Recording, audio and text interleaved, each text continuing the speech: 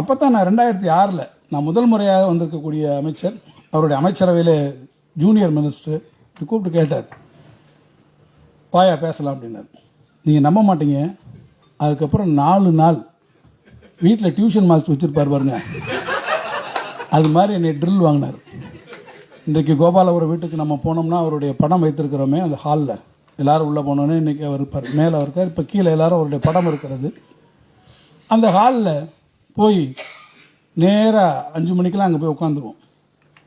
இந்த சுற்றி இருக்க மகாராஷ்டிராவில் இருக்கக்கூடிய சட்டங்கள், கர்நாடகாவில் என்ன சட்டம் இருக்குது, கேரளாவில் என்ன சட்டம் இருக்குது, எல்லா ஊரில் இருக்கிறதெல்லாம் எடுத்துகிட்டு வந்து அங்கே உட்கார்ந்தார். உட்காந்து ஒவ்வொரு நாளும் படிக்க சொன்னார்.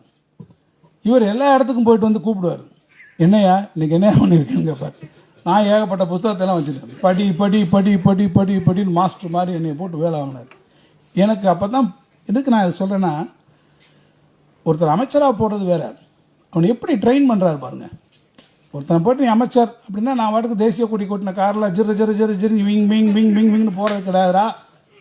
முதல் மாதத்துலேயே உன்னை அமைச்சர் ஆக்கியிருக்கேன்னா நீ ரொம்ப கித்தாப்பாக ஏறி உட்கார, கலெக்டர் உன்னை காரை திறப்பார், தாசில்தார் ஓடியாடுவார், சர்க்கியூட் ஹவுஸ் இடம் இருக்கிறது, பிஸ்னஸ் கிளாஸில் உனக்கு டிக்கெட் போடுவாங்க, ஆகுன்னா டெல்லியில் போய் பேசாமல் தமிழ்நாடு ஹவுஸ் 2 நாள் படுத்துக்கலாம் மீட்டிங்கு, அதெல்லாம் கிடையாது.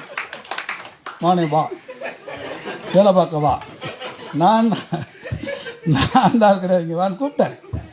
2 நாள் என்னை போட்டு 4 நாள் அந்த கோபாலபுரத்திலேயே உட்கார வச்சு, அங்கேயே சாப்பிட்டு, அங்கேயே உட்கார வச்சு, அங்கேயே போட்டு இது இதுக்காகன்னு கேட்டு வந்தார். இவ்வளவும் கேட்ட கலைஞர்